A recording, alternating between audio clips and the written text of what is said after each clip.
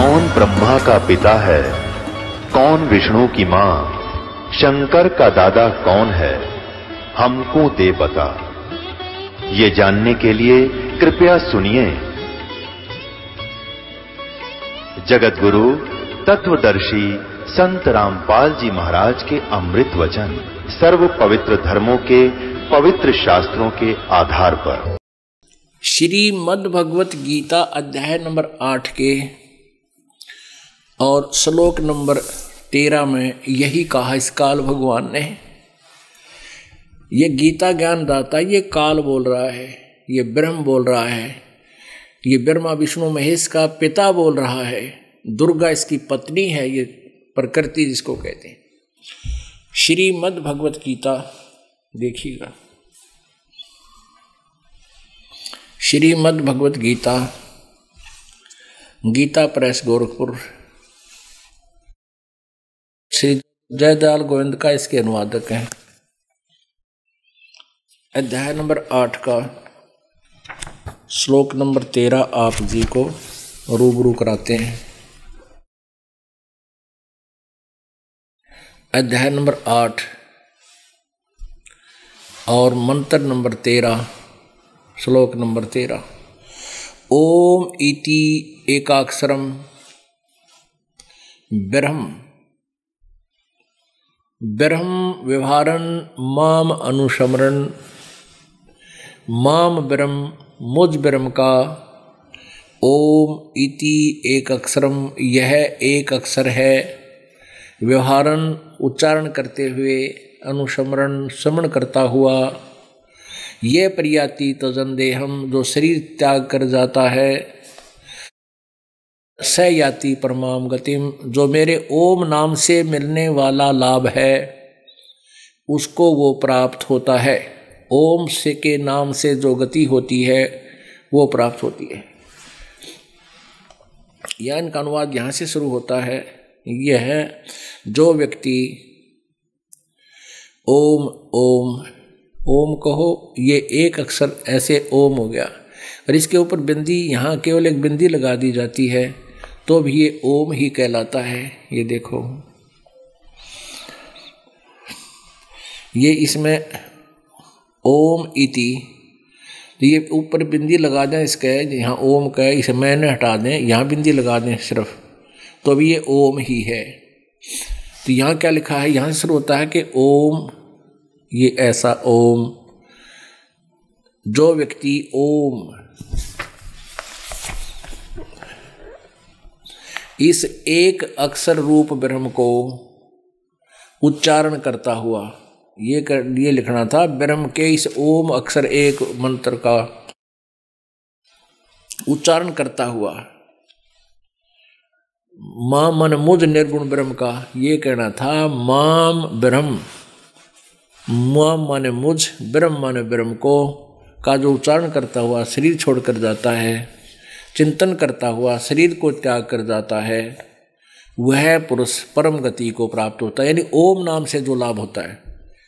पुण्यात्माओं, जो प्रसंग चल रहा था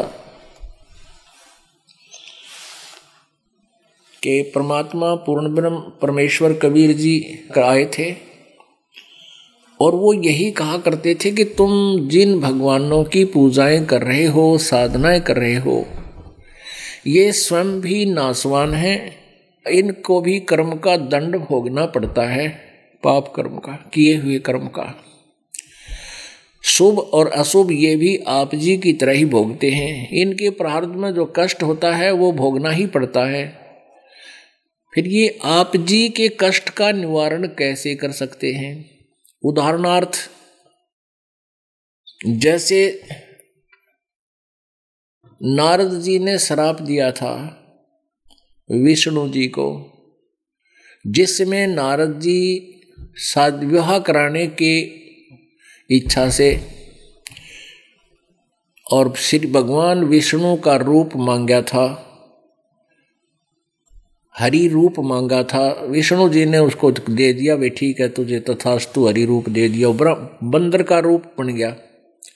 संस्कृत में हरि बंदर को भी कहते हैं।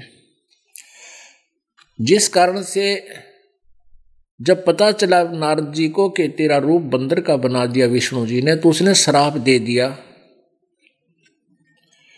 नारद जी ने श्राप दे दिया कि आज मैं अपनी एक पत्नी प्राप्ति के लिए, मैं जो मुझे वियोग है, मुझे दुख है, वियोग का दुख है, और तूने मेरे साथ ये अभद्र मजाक किया है, तू भी एक जीवन अपनी पत्नी के वियोग में बितावेगा, तेरा और तेरी पत्नी का कभी मिलन नहीं होगा। अब वो श्राप दिया हुआ श्री विष्णु उर्फ श्री रामचंद्र पुत्र दशरथ अयोध्या के राजा ने नारद जी का दिया हुआ साप भोगना पड़ा, उससे बच नहीं सका वो किसी भी कीमत पर। फिर श्री रामचंद्र रूप में विष्णु जी ने एक बाली को मारा था, उनका आपस में युद्ध हो गया था, और बाली के अंदर एक शक्ति थी कि सामने वाले की 50% पावर वो खींच लेता था, शौक कर लेता था। श्री राम को पता था, उसने एक वृक्ष की ओट लेकर धोखे से उनको मार दिया। युद्ध में आमने सामने खड़े हुए, जब शक्ति क्षीण होने लगी तो वृक्ष की आड़ पकड़ गए, तब बाली को मारा श्री राम उर्फ विष्णु जी ने। उसका टिट फॉर टैट यानी उसका बदला भी कर्म संस्कार का भोग भोगना पड़ा। विष्णु जी श्री कृष्ण जी बने, यानी राम जी श्री कृष्ण जी बने, और वही जो बाली था वो शिकारी बना, और शिकारी ने श्री कृष्ण जी के पैर में विषाक्त तीर मार कर उनका वध किया। तब श्री कृष्ण जी ने स्वयं कहा कि भाई तेरा और मेरा ये पिछला टिट फॉर टैट था, आज मैंने अपना बदला दे दिया। उधर से दुर्वासा जी ने श्राप दिया था यादव कुल को इंक्लूडिंग श्री कृष्ण कि तुम्हारा नाश होगा इस कढ़ाई से जिसको तुमने गर्भ पर बनाकर मेरे साथ मजाक किया है, जिसका गर्भ बनाकर। क्या हुआ था कि दुर्वासा जी द्वारका की बनी में जाकर बैठ गया। बनी गांव के साथ का निकटतम जंगल होता था, उसमें पेड़ पौधे बहुत ज़्यादा हुआ करते थे पहले। उस बनी में जाकर बैठ गया, और उधर से श्री कृष्ण जी की महिमा लीलाएं देखकर जो यादव कुल बहुत अभिमानी हो गया था, साधु संतों का मजाक करता था, आदर सत्कार नहीं करता था। प्रद्युम्न पुत्र श्री कृष्ण के बेटे प्रद्युम्न ने और साथ में 10-20 और बच्चों ने, उसी के हम उम्र व्यक्तियों ने, 40-45 साल की उम्र का था, उसमें बालक थोड़ा ही था, उन्होंने की कुबद सूझी। उनके मन में आया कि सुना है कि दुर्वासा जी तीनों कालों की जानते हैं, भूत भविष्य और वर्तमान की। उनकी परीक्षा लेते हैं। प्रद्युम्न के पेट पर एक गर्भवती स्त्री का समांग कर दिया, समांग, उसके लिए कड़ा बांध दिया पेट पे, लोहे का कड़ा, छोटी सी कढ़ाई जो छोंक छांक लाने का काम आवे 1-2 परिवार की ऐसी, और उसके ऊपर का बांध दिया थोड़ा लोगड़ कपड़े से, और ऊपर का पहना दिया उस समय की स्त्रियों वाली ड्रेस। एक उसका पति ऐजे स्वांग बना लिया, और साथ में 10-5 और लफंडर साथ चल पड़े। दुर्वासा जी से पूछा कि हे रिसीवर, इन दोनों की शादी को बहुत समय हो गया था, अब परमात्मा की कृपा से इसको गर्भ रहा, इसकी पत्नी है, ये उतावले हो रहे हैं, ये जानना चाहते हैं आप जी से कि इनके गर्भ से क्या उत्पन्न होगा, लड़का होगा या लड़की। आप तो तीनों कालों की जानते हैं, कृपा बताइए। अब दुर्वासा जी ने ध्यान मग्न होकर देखा कि ये तो बकवाद कर रहे हैं, पुरुष को स्त्री बनाकर ये धोखा कर रहे हैं। गुस्सा होकर के और दुर्वासा जी ने कहा कि इस गर्भ से यादव कुल का विनाश होगा। पुण्यात्मा, उसी कारण से 56 करोड़ यादव आपस में प्रभास क्षेत्र में लड़का मर गए, और जो कढ़ा था लोहे का, श्री कृष्ण जी ने बताया था कि इसको घिसा कर जमुना में डाल दो, ना रहेगा बांस ना बजेगी बांसुरी। यानी जिससे हमारा नाश होना है और वही उसको हम ही उसका विनाश कर देते हैं। उसका चूरा डाल दिया जमुना के पानी में, बहा दिया, जल प्रवाह कर दिया। उस चूरे का तीखे पत्तों वाला ईंख जैसा घास उग गया इस सरकंडे, और उनके इतने तेज पत्ते हो गए जैसे कुसा देखी होगी, डाब जिसने बोला, उसके पत्ते बहुत तेज होते हैं, और उंगली का जरा सा लग जाए ना, टपेटा लाकर खींचना चाहो तो काट देवा, और उससे भी तेज धार के तलवार के से पत्ते हो गए। और श्री कृष्ण जी ने बताया था कि तुम्हारा दुर्वासा जी का दिया हुआ श्राप नष्ट हो जाएगा, तुम जमुना में स्नान करके आओ। सभी नर यादव नवजात शिशुओं को भी ले गए श्राप उतारने के उद्देश्य से कि जल में नहाएंगे, जमुना में नहाने से हमारा श्राप उतर जाएगा। प्रभास क्षेत्र विशेष स्थान बताया जहां पर वो चूरा डाला था, वो चूरे के सरकंडे हो गए। तो उस आपस में वहां जाकर वो लड़ पड़े, और लड़ते लड़ते सरकंडे निकालने और एक दूसरे को मारे। वो गर्दन पर मारे, तलवार का काम करे, गर्दन धड़ से अलग हो जाए। 56 करोड़ यादव कटका मर गए। श्री कृष्ण जी भी मारा गया उसी के श्राप से। तो पुण्यात्माओं, परमात्मा ये बताते थे कबीर जी, तुम कौन राम का जपते जापम, तात कटे ना तीनों तापम। तुम किस भगवान का जाप करते हो जिससे तुम्हारे 3 ताप भी नहीं समाप्त हो रहे, तुम्हारे आने वाले प्रारब्ध के पाप कर्म भी दुख दूर नहीं हो रहे। तो इन बातों का उस समय तो बहुत दुख हुआ था, क्योंकि हमारे पूर्वज अशिक्षित थे। पुण्यात्माओं, परमेश्वर कबीर जी ने ही आकर के हम काल के जाल में फंसी हुई भोली आत्माओं को यथार्थ ज्ञान देने की चेष्टा की। इन अज्ञानी, अनाड़ी, स्वार्थी ऋषि, महर्षि, गुरुओं ने उस यथार्थ ज्ञान को हम तक नहीं आने दिया।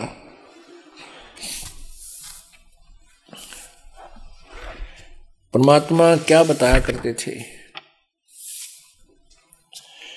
मानुष जन्म दुर्लभ है भाई, मिले न बारंबार, तरवर से पत्ता टूट गिरे, वो बहोर न लगता डारे।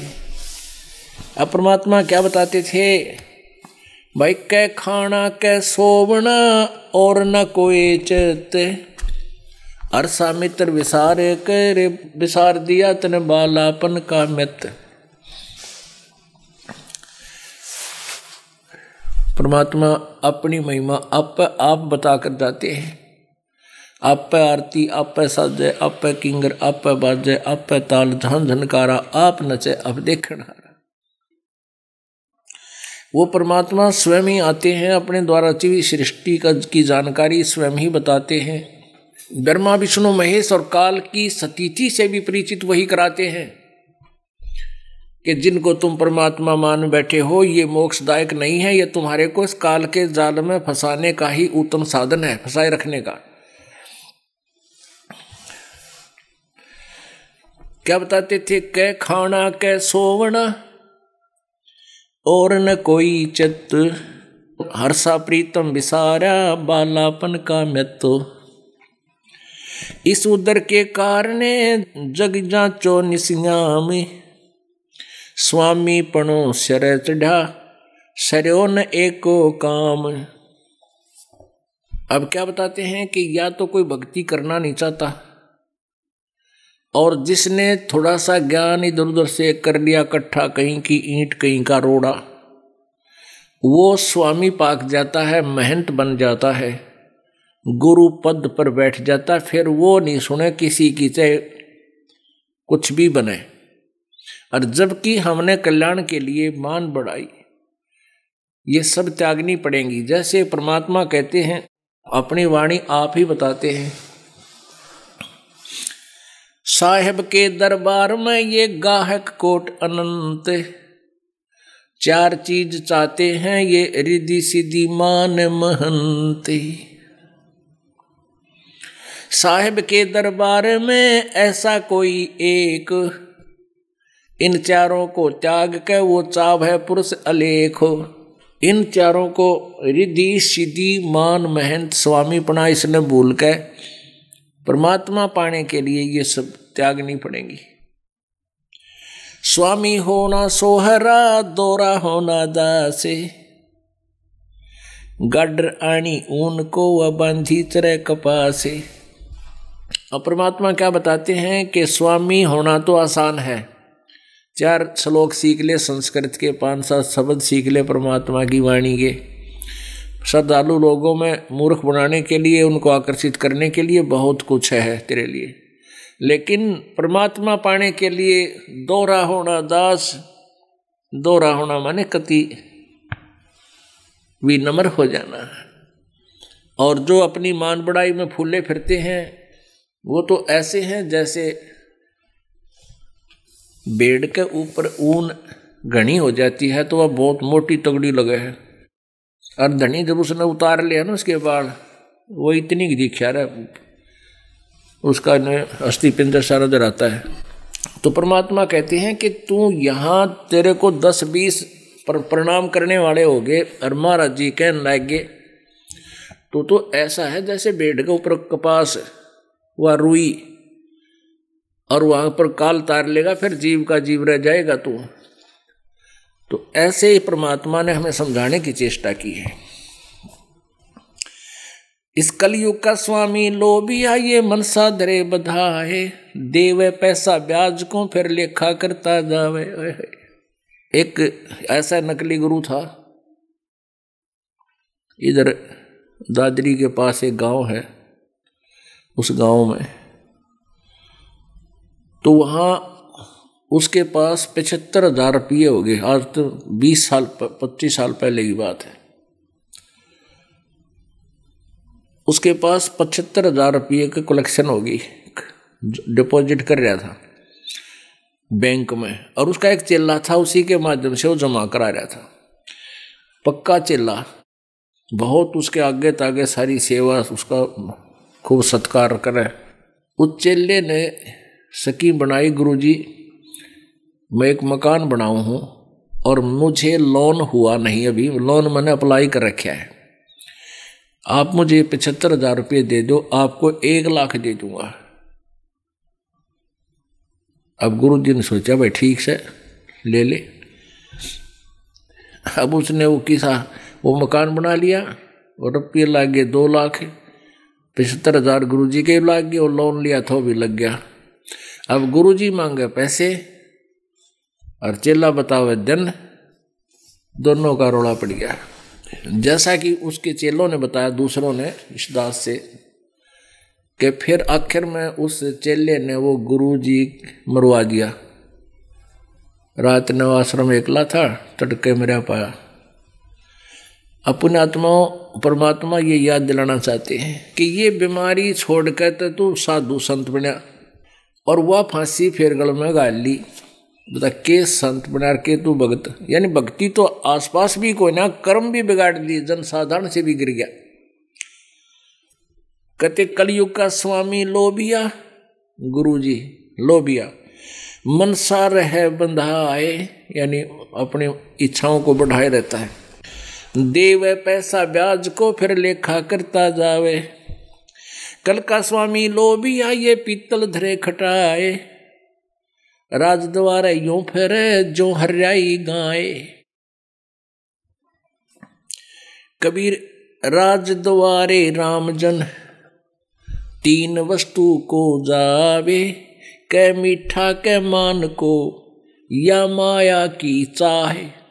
कहते संत ओ कह, और इन राजाओं के पीछे या मंत्रियों के पीछे या इन अधिकारियों के पीछे फिरता है, वो संत नहीं है। और वो तो 3 चीज के लिए राज दरबारों में जाता है। एक तो मान बढ़ाई, लोग नहीं कहेंगे भाई यो तो मंत्री के यहाँ जाता है, मंत्री का खास आदमी है। और फिर जाते वहाँ उन्हें प्रसाद मिठाई मिला, कोई बूरा, पहले बूरा भी आया करते घी में अच्छी गेच और फिर चलते समय दक्षिणा देते हैं। आम आदमी तो 1 रुपया देवे, वो राजा देवस मेरे ख्याल 1000 रुपये दे दे। तो क्या बताते हैं कि कभी राजद्वारे रामजन 3 वस्तु को जाए, कै मीठा, कै मान को सत्कार के लिए दुनिया फिर आदर करी, और या माया की चाहे।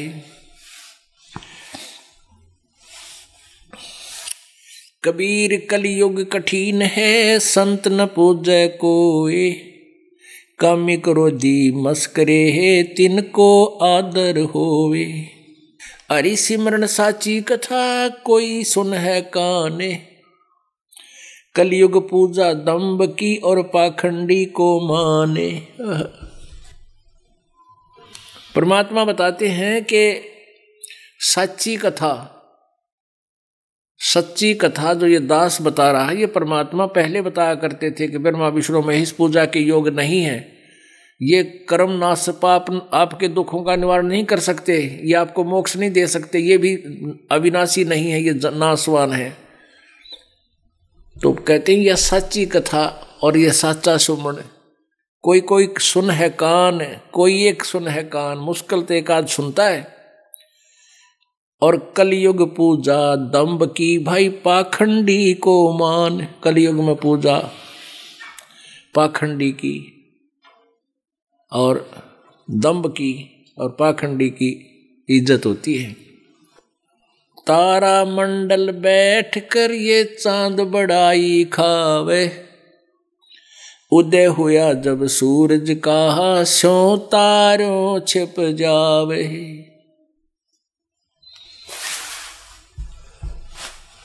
परमात्मा परमेश्वर कबीर जी कहा करते थे कि जब मेरा ज्ञान प्रकाश में आएगा, उसमें आप जी का ज्ञान, जो आप जी वेदों पुराणों, वैसे तो वेदों और पुराणों के विपरीत ज्ञान ही ये ब्राह्मण लोग, गुरु ऋषि दिया करते थे,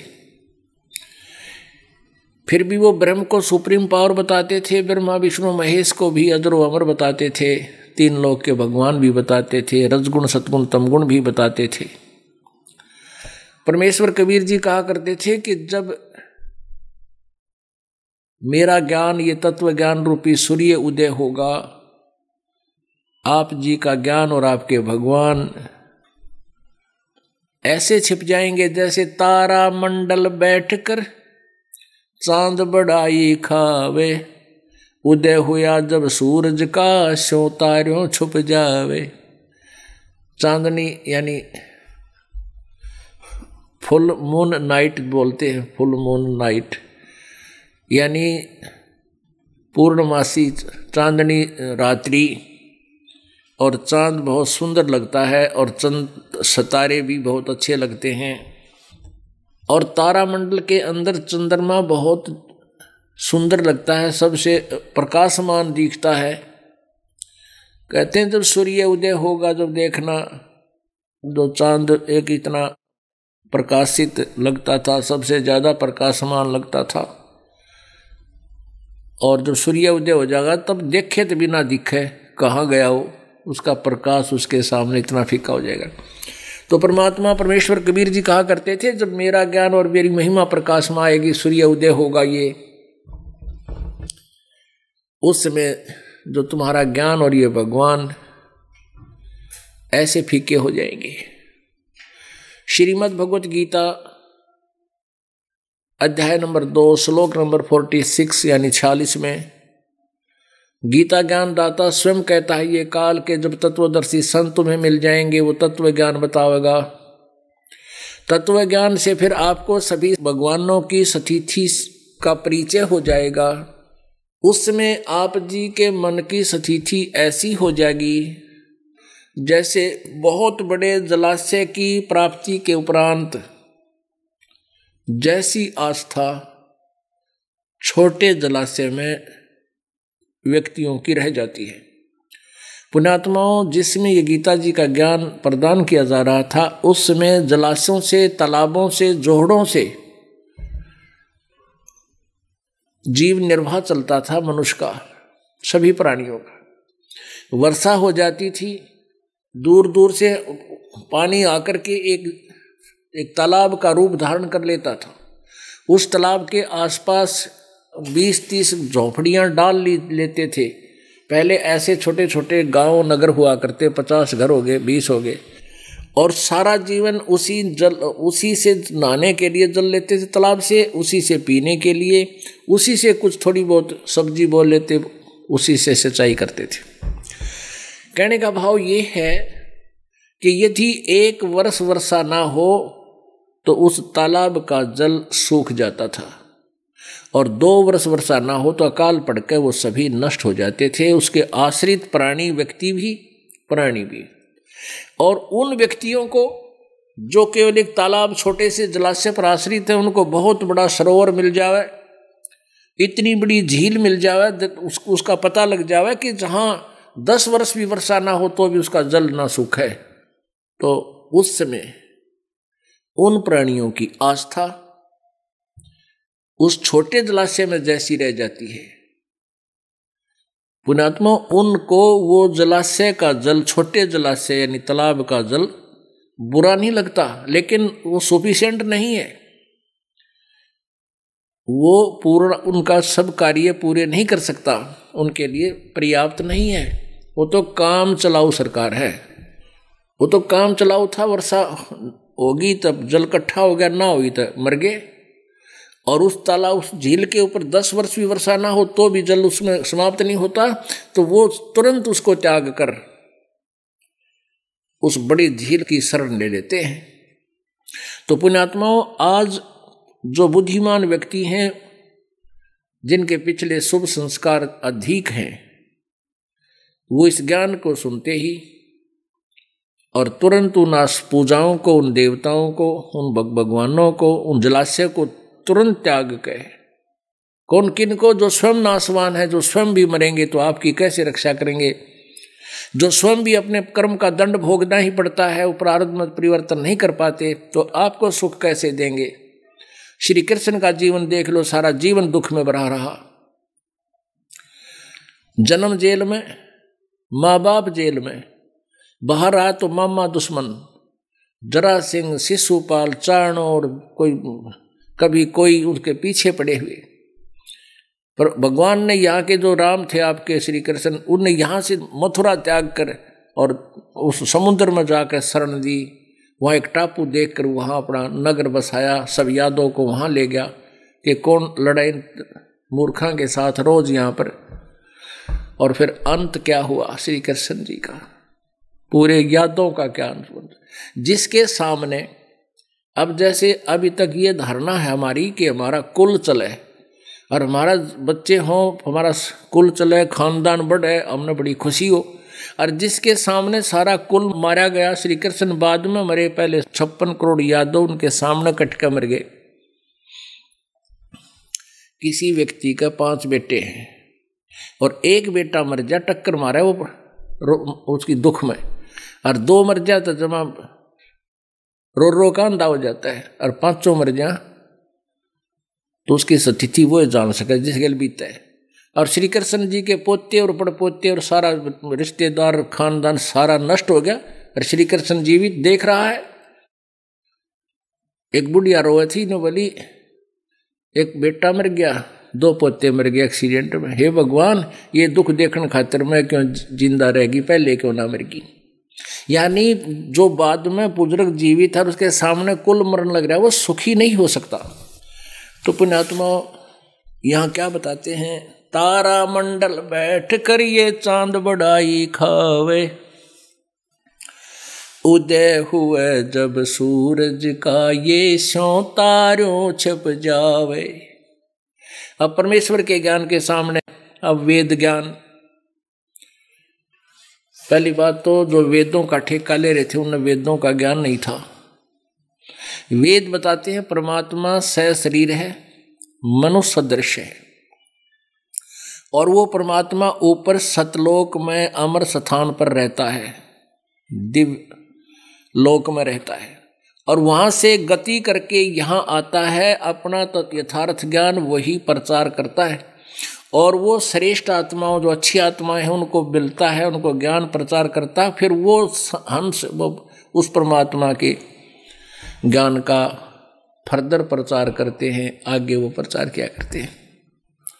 तो वो परमेश्वर कौन है? आज तक ये लीला किसने की? कबीर देव ने, काशी में आए उस जुलाहे ने, उस सर्वशक्तिमान ने जितनी बार भी वह प्रकट हुए हैं इसी तरह हुए हैं जैसे वेद बताते हैं। तो इन वेदों के ज्ञाताओं को, वेदों को कहते थे हम वेद जानते हैं, वेदों को सत्य मानते हैं, उनको वेदों का ज्ञान नहीं था। वेद बताते परमात्मा सहशरीर है, वो निराकार बताएं, और वेद बताते हैं परमात्मा एक देशीय है, वो कहते हैं एक देशीय है नहीं, एक स्थान पर नहीं रहता। और वो बताते हैं कि वेदों में कहीं नहीं लिखा कि पाप नाश हो जाते हैं, प्रारब्ध के कर्म कट जाते हैं, पाप कर्म नष्ट हो जाते हैं, जबकि वेद बताते हैं परमेश्वर की साधना से घोर पाप का भी नाश हो जाता है। तो पुण्यात्माओं, इस यथार्थ ज्ञान को प्रभु ने 600 वर्ष पहले परमेश्वर ने स्वयं आकर बताया था। जब ही सत्य नाम हृदय धर्यो, भयो पाप को नाश, जैसे चिंगारी अग्नि की भाई पड़े पुराने घास। जैसे चिंगारी अग्नि की, और चाहे लाखों टन सूखा घास पड़ा, उसमें एक माचिस की तिल्ली लगा दे या आग सलगा के उसमें डाल दे, हवा चले, बक्कड़ पाटे, सब जलकर नष्ट हो जावे, और चला हुआ उस राख को भी इधर उधर फेंक देती है। तो पुण्यात्माओं, परमात्मा परमेश्वर कबीर जी कहते थे, जब जो नाम हम देंगे, जो यथार्थ मंत्र है, सत्य मंत्र है, उसकी साधना से आपके पाप, संचित पाप, प्रारब्ध के कर्म ऐसे जल जाएंगे जैसे पुराने घास में एक माचिस की सीख डाल दी जाती है। सतनाम ऐसा आग लगा देगा। जिनको ज्ञान नहीं उनके विषय में क्या बता रहे हैं भगवान? पद गावे मन हर्ष के, पद गावे मन हर्षिया और साखी कहा आनंद, राम नाम जाना नहीं गल में पड़ गया फंद, करता जिसे कीर्तन ऊंचा कर कर तोड़े, जाने बुझे कुछ नहीं यों ही अंधा ढूंढे। अब क्या बताते हैं कि ये कीर्तन करते हैं, जागरण करते हैं, ये बड़े सुरीली आवाज में ऊपर न मुँह कर बड़ी लय लगाओ है नो, कोती कान को नाम सारे सुर मिला के, अनु नाम का पता नहीं, बंडे बे मतलब जो मंत्र से, मंत्र जैसे कोई रोग के बारे में बता रहा तुझे, ये रोग है औषधि खा ले, ये रोग है औषधि खा ले। अब औषधि है नहीं। पुण्यात्मा, जो ये बताने वाले कि भगवान की भक्ति करनी चाहिए, परमात्मा की भक्ति से दुख दूर होते हैं, सभी सत्संग में संत बता देते हैं, लेकिन उनके पास वो जड़ी नहीं, वो मंत्र नहीं, तो कहते वो तो बेमतलब अपना वैसे ही वो समय वेस्ट कर रहा है। पद गाया मन हर्षिया साखी कहो आनंद, राम नाम जाना नहीं यों ही अंधा ढूंढे, नाचे गावे पद कहे और ना ही नाम से हेत, कहे कबीर क्यों नीप जाइयो बीज बेहू ना खेत। अब खूब बढ़िया गांव है, ये आपने देखा होगा, और संत खड़े होकर नो डांस करने लग जाएंगे, क्यों न तो रे जानते मतलब सांगी हैं, वो संत थोड़े हैं, उन्हें तो दो तरीके से ये भोली आत्मा पीछे लग गए रहे, वही अपना ले। अब परमात्मा बताते हैं, नाचे गावे पद कहें और नाम न चिन्ह हेत, परमात्मा के नहीं नाम से हेत, वो सच्चा नाम, उसकी लगन नहीं, उसकी प्राप्ति नहीं उनको। कहे कबीर क्यों नीप जय वो बीज बेहू ना खेत, खेत समार दिया। जैसे आप जी सत्संग में जाते हो और संत जिनको आप गुरु मानकर जाते हो, परमात्मा की वाणी और सुनाए सुनाए लोक वेद से इतना तो बता ही देते हैं, मनुष्य जीवन भगवान ने इसीलिए दिया है, भक्ति करनी चाहिए। मनुष्य जीवन बार बार प्राप्त नहीं होता। ये बातें तो आपको प्रेरित वो कर देते हैं, लेकिन नाम उनके पास है नहीं। कहते हैं बीज बिना को नीप जाए, कह कबीर कैसे नीप जाए। वो बीज भी हो ना खेत, जिस खेत में बीज नहीं बो रखा है उसमें उपजेगा, उसमें होगा क्या। ऐसे ही यदि बीज बो भी रखा है, नाम दे भी रखा है, वो मोक्षदायक नहीं है, पाप नाशक नहीं है, तो व्यर्थ है। और पुण्यात्माओं, जिन्होंने मान लीजिए कोई नाम देता है, क्योंकि ये जो मंत्र यथार्थ मंत्र इस दास के अतिरिक्त परमात्मा कबीर जी ने कलयुग में किसी को दान करने का आदेश नहीं दे रखा। जिन महापुरुषों को ये नाम दिया उन्हीं तक सीमित रखने का उनसे प्रतिज्ञा करा ली थी। धर्मदास तो ये लाख दुहाई, ये सार नाम कितबार न जाई, सार शब्द बार जो पढ़ी, बिचली पीढ़ी हंस न तिरही। कबीर पंथियों को भी सार शब्द का पता नहीं है। इस दास पर मेहर करी भगवान कबीर परमेश्वर। तो इस दास से नाम प्राप्त प्राणी, एक दो नीच आत्मा के बारे में पता चला कि वो नाम देने लग गए हैं, तो वो तो चोर हैं भगवान के। इसे दुष्ट तो पहले बतेरे थे, इन्हीं से छुपाने के लिए मालिक ने ये अभी तक छुपा के रखे थे ये मंत्र कि किसी को बताना नहीं। लेकिन अब उनकी दाल गला नहीं, क्योंकि जनता शिक्षित होगी और ये दास रह रहकर ज्ञान सीडीज के माध्यम से, सत्संग के माध्यम से, और फिर आप जी और दूसरों को बताते हो, तो उनसे फिर उनकी जाल में को फंस भी गया ज्ञानता से, फिर भाग गया होगा छोड़कर उन दुष्टों को। तो वो अधिकारी नहीं है, नाम देने के अधिकारी नहीं है। जैसे कोई नकली अपॉइंटमेंट लेटर देता है, लाइन पंक्तियां वही लिख देता है जो एक अधिकारी लिखता है। आप you are appointed for the post of such and such, your salary will be such, this will be term and conditions, और नीचे वो साइन कर देता है। जो अधिकारी है तो वो कामयाब है, उसको लाभ मिलता है, और उसको अनधिकारी को झूठा साइन कर देता है उन्हीं पंक्तियां को लिख करके, तो वो धोखा दे रहा है। डुप्लीकेट कोई पासपोर्ट बनाता है तो वो नहीं चलेगा, जब जाओगे सही स्थान पर पकड़ा जाओगा, दोनों को सजा होगी। ऐसे ही ये झूठे मंत्र देने वाले झूठे गुरु हैं। तो पहले जिस भी संत को परमात्मा ने ये मंत्र दिया, आगे देने के लिए नहीं कहा कि इनको गुप्त रखना भी। तो इस प्रकार परमात्मा हमें हर तरह से ज्ञान देकर गए। कहते हैं कई भक्त जो यहाँ से विमुख हो गए इस दास से, वैसे चले गए, वो नाम नूम तो नहीं देते, उनको इतना तो पता लग गया भी बोझ अपने सिर पर धरना नहीं चाहिए, वो नाम छोड़ गए। अपनी नालायकी के कारण, अपनी कोई कमजोरियों के कारण, बुराई ना छूटने के कारण। तो एक आधा चला गया, तो वो क्या कहते हैं बाप बैठ के घर पे कि हम तो वही तो मंत्र जाप कर रहे हैं, और वहाँ नहीं जाओ हम गुरु जी के पास, हम वही मंत्र करें, रोज आरती करते हैं, नित्यनेम भी करते हैं। परमात्मा कहते हैं सतगुर शरणा छोड़ गए, सतगुर संगत छोड़ गए, और लाख वर्ष जप कीन, इंद्री कर्म ना मोक्ष होए, फिर काल का अधीन। अपने आत्मा 100 बार ज्ञान देते हैं, और ऐसे ऐसे कर्महीन इंसान 10-10 साल या ना ज्ञान सुनकर सेवा करके और कर्म बिगाड़ के चले गए। तो इतने दिन ज्ञान सुनकर तो आदमी नाक रगड़ दे आकर के। और कहते हैं परमात्मा बार बार समझाते हमें कि सतगुर संगत छोड़कर जब लाख वर्ष जप कीन, इंद्री कर्म ना मोक्ष है, फिर काल का अधीन। परमात्मा के मार्ग ने छोड़ के, गुरु जी को छोड़कर, सतगुर संगत छोड़ के अपनी मर्जी से चाहे लाख वर्ष जप करते रहियो, काल के अधीन रहेंगे। अब जैसे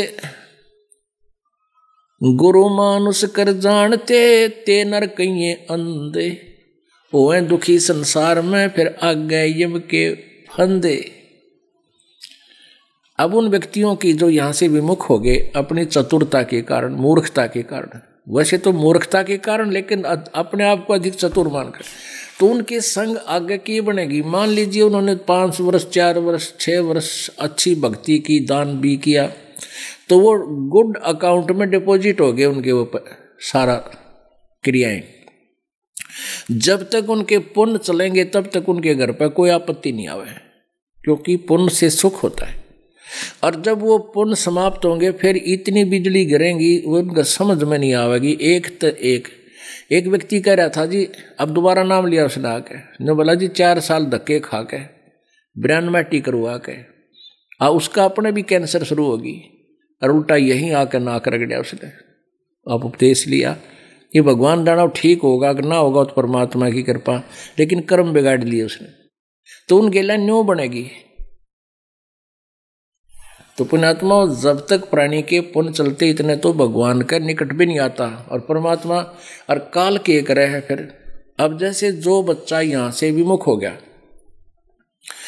जो परिवार व्यक्ति यहाँ से चला गया, उसका नाम कट गया विद्यालय से, और जो बच्चे विद्यालय में आ रहे हैं गलती करते हैं तो टीचर उनके लिए उनके भविष्य को देखते हुए उनको डांटता भी है।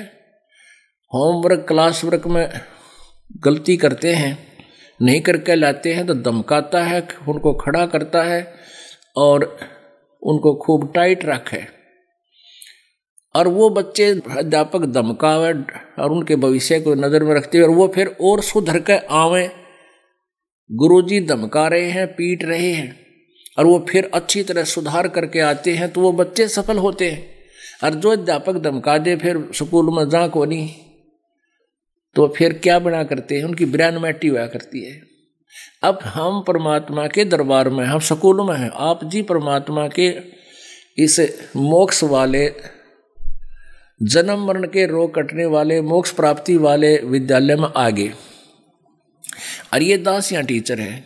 आप वो मर्यादा भंग करोगे जिससे आपके स्टडी में, परमात्मा के इस अध्ययन में, मोक्ष में, मार्ग में भक्ति भंग करेगा, बाधा करेगा, तो ये दास उनको धमकावेगा और बार बार करड़ा भी करेगा कि तुम गलती करते हो, आगे नहीं करोगे, खबरदार आगे किया तो करो, तो यहाँ मत आना। क्योंकि यहाँ वही व्यक्ति आएगा, वही जिसने परमात्मा को पहचान लिया और सुधार करके आएगा। और जो सुधार करके नहीं आता है तो ना भाई क्या करें, दुख तो बहुत होता है कि ये गया काल के मुंह में। हमें तो पता है, उसको तो नालायक को पता नहीं, पता होता तो जाए नहीं। तो अब क्या कहते हैं कि हमने कोई कष्ट को नहीं, हमें कोई दुख नहीं है, जो यहाँ से विमुख होकर चले गए। और हम वही मंत्र करते हैं, उसी तरह आरती करते हैं, जोत लगाते हैं, हमें कोई कष्ट ही नहीं है। अब अपने आत्माओं, जब तक आप यहाँ आते रहे वो व्यक्ति तो हमें 100 बार बताते थे, आज पोते का न्यू हो गया, आज पोती का यह गड़बड़ होगी, आज लड़के का नुकसान हो गया, और ई बिनों के हमारा कोई नुकसान ना होता, हम वहाँ से छोड़ के आएंगे। उसका क्या कारण है? जैसे बच्चे स्कूल में आते हैं, अध्यापक टाइट रखता है, और जो स्कूल में नहीं आते छोड़ के विद्यालय में, वो चाहे गजा व्यापारी लो, टीचर ने के लेना देना, अंडे का धक्के खानता, आगे पता लग जाएगा उसको। तो वो टीचर फिर उन्हें उड़ा धमकाना ना जा, तू गधे पे क्यों बैठा है, वो तो मजे ले रहा है, वह ठाठ हो रहे हैं मेरे। तो वो लोग गधा पे बैठ गए, जो न्यू कहेंगे हमारा कोई दुख नहीं है। तो परमात्मा उन्हीं को सेट रखता है, थोड़ा बहुत कष्ट भी रखता है, ताकि ये भगवान के चरणों में पड़े रहें। तो इस प्रकार हमने अपने इस मार्ग को सुचारू रखना है। अब क्या बताते परमात्मा, जाके हृदय हरि नहीं और शिष्य शाखा की भूखे, सो नर उभा सुख सी जो बनदा जारूखे।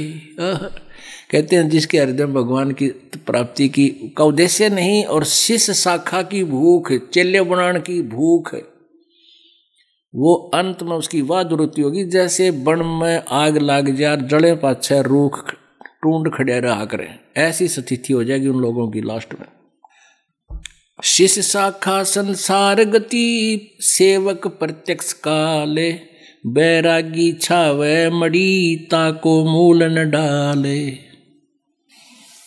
अब क्या बताते हैं परमात्मा, शिष्य शाखा संसार गति और सेवक प्रत्यक्ष काल। अभी आपको बताया कि एक चेले ने अपना गुरु मार दिया 75,000 रुपया पे उसके। तो कहते हैं ऐसे जो व्यक्ति बकवाद करते हैं, परमात्मा से विमुख हैं, नाम उनके पास है नहीं, ढोंग संत का कर लिया कितना बैठ के जाकर डेरे में, तो वो सेवक तो उसके काल है, प्रत्यक्ष काल। और वो जो गुरु बन गया जिसके पास सिद्धार्थ ज्ञान भक्ति और नाम नहीं है, वो संसार गति में ही है। पुण्यात्मा, आप जी का सौभाग्य है कि आपको इस ज्ञान सुन रहा है, आप कोई किसी भी माध्यम से सुन रहा है, कोई पुस्तक भी पढ़ रहा है, कोई सीडी भी देख रहा है, या प्रत्यक्ष आकर यहाँ ज्ञान सुन रहा है। और अरबों खरबों मनुष्य सारा दिन डले ढोरे एक पेट के लिए धक्के खाते फिरते हैं, 100 झूठ बोलते हैं, निरे कोड इकट्ठा कर रहे हैं, अपने पाप कर्मों को फोड़ रहे हैं, जन्म को फोड़ रहे हैं, पाप कर्म ढो रहे हैं। और आप जी को ये ज्ञान हो गया, आपके अंदर कितनी उमंग दी भगवान ने, आप काम भी छोड़ कर आते हो। पुण्यात्माओं, कोई भी कार्य है करने से होता है। जैसे हम बच्चों को पढ़ाते हैं, हम बच्चों को पढ़ाते हैं 12, 13, 14 वर्ष जितना भी वो शिक्षा ग्रहण करना चाहता है, उसको हम कति फ्री छोड़ देते हैं और अन्य परिवार से अधिक उसके खाने की, ड्रेस की अधिक ख्यास रखते हैं, ध्यान देते हैं।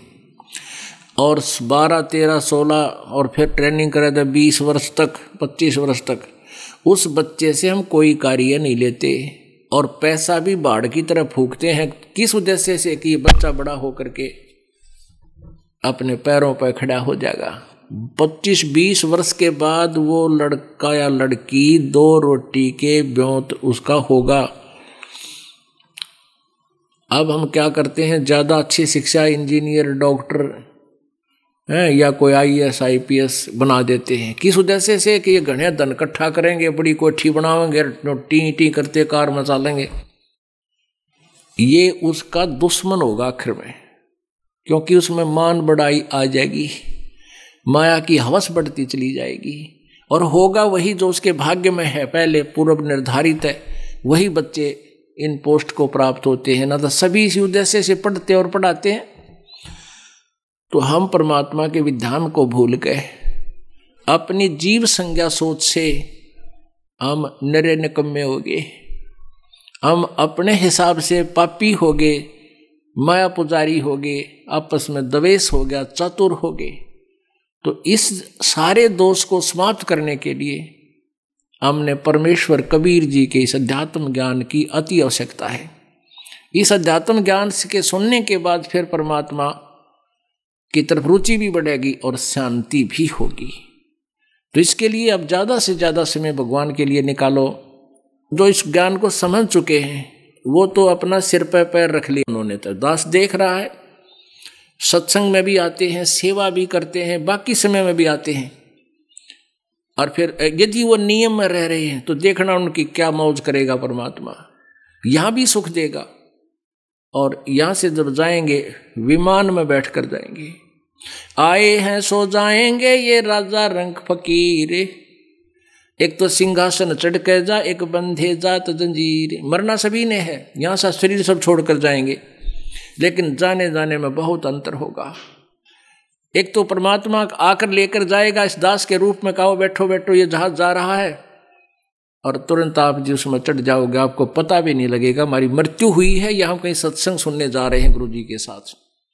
और जो भक्ति नहीं करते उनके अंत समय में ऐसी ब्रैन माटी होगी, टट्टी पेशाब निकल जाएगा। आप देख लेना कभी ऐसा कोई व्यक्ति की मृत्यु होता, चाहे कोई किसी भी बड़ी पोस्ट पर हो, उसका देखना कितना बड़ा धनी हो, जिसके पास ये सत भक्ति नहीं है उसकी मृत्यु देखना, टट्टी और पेशाब निकल। इसको नहाते किस लिए हैं? इसलिए स्नान कराते हैं, उसका बुरा हाल होया पावर टट्टी माए निकटी कपड़िया के वहाँ लाड़ पड़ जाए, तो फिर उसको नुहावा, फिर नुहावा जब वो कति फूकण की तैयारी होली।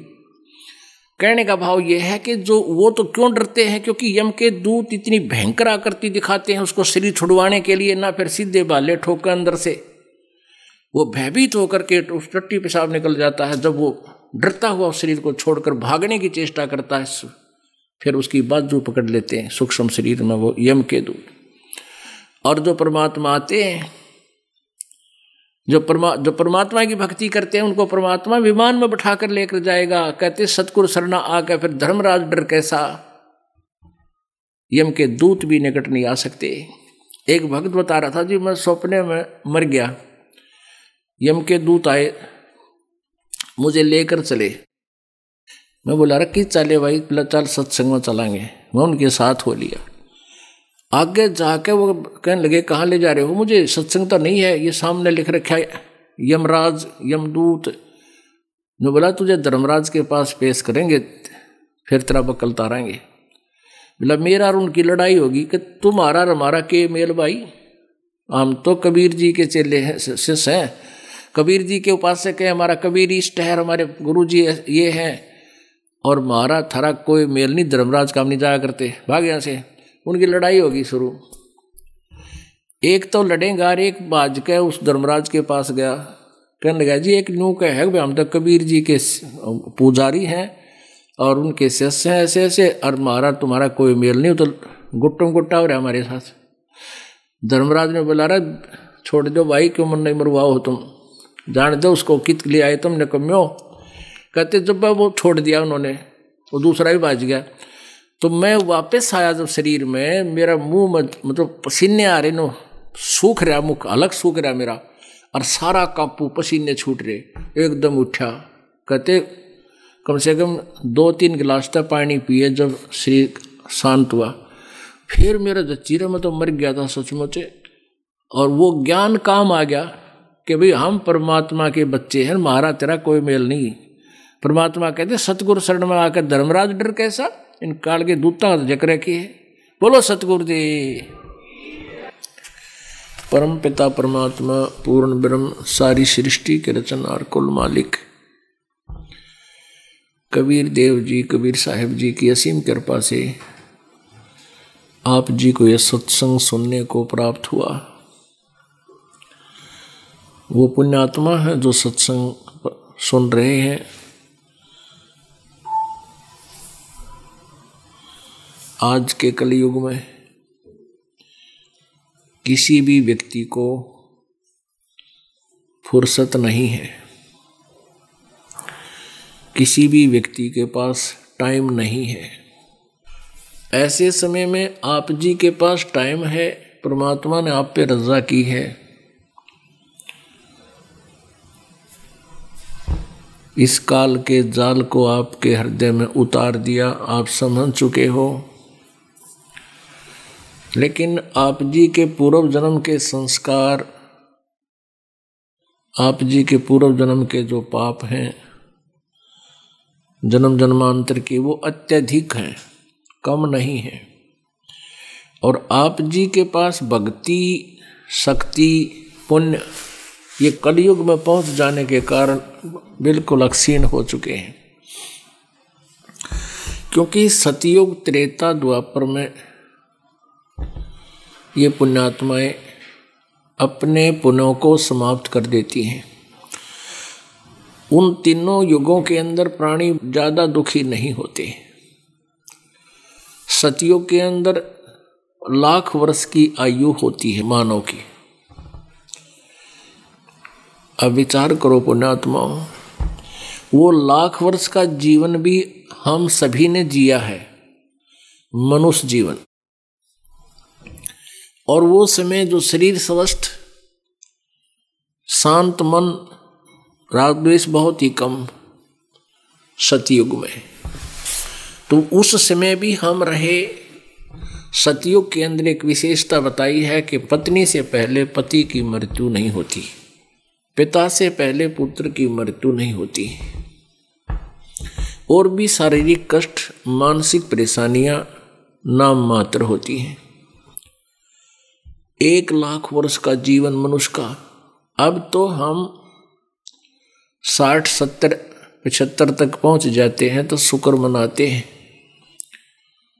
और इतने कष्ट शरीर में आ जाते हैं, इतने प्रकार की व्याधाएं शरीर को घेर लेती हैं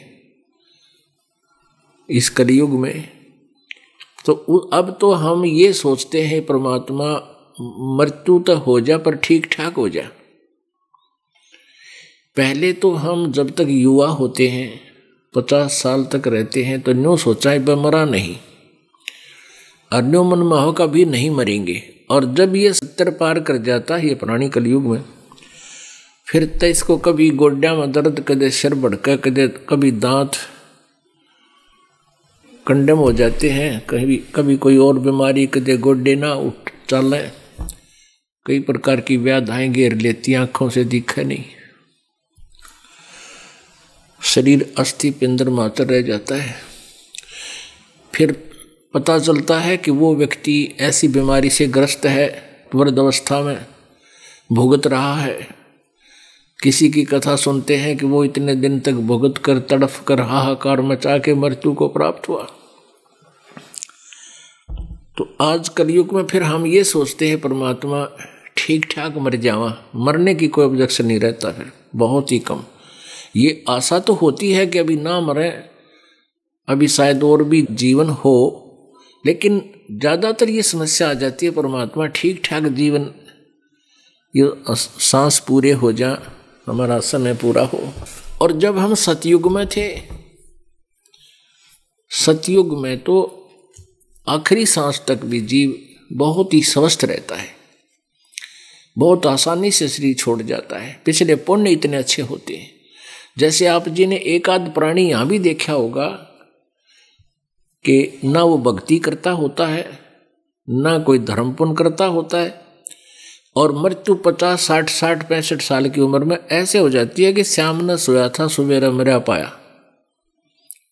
बहुत आसानी से, कोई तकलीफ नहीं, कोई कष्ट नहीं, कोई रोग नहीं था, तो मृत्यु को प्राप्त हुआ। उसको कोई दुख नहीं आया क्योंकि उसके पिछले पुण्य थे, लेकिन वो सारे फिनिश हो गए, खत्म हो गए। अगले जन्म में वो किसी पशु योनि में जाओगा, फिर चैन का काम में को नहीं, नरे कष्ट पे कष्ट आएंगे। तो कहने का भाव ये है कि हम लाख वर्ष जीवन भी जीकर हम इस संसार में मानव रूप में रहे हैं। फिर त्रेता के अंदर 10,000 वर्ष तक जो है जीवन रहता है, और त्रेता में 1000 वर्ष तक, स्टार्ट जहाँ से होता 1000 तक, और एंड होता है वहाँ 200 से 300 200 तक जीवन रह जाता है द्वापर का। कलयुग 200, 250, 300 से शुरू होता है और अंत उसका 15-20 वर्ष पर समाप्त हो जाता है। कलयुग में 20 वर्ष की आयु रह जाएगी मनुष्य की, घोर कलयुग, लास्ट एंड ऑफ द कलयुग। और 5 वर्ष की लड़की के बालक होने लग जाएंगे, बच्चे होंगे। और 15 वर्ष की आयु में सभी मृत्यु को प्राप्त, लगभग मृत्यु को प्राप्त हो जाएंगे। जैसे आजकल 75 वर्ष, 80 वर्ष मुश्किल से मनुष्य जीता है।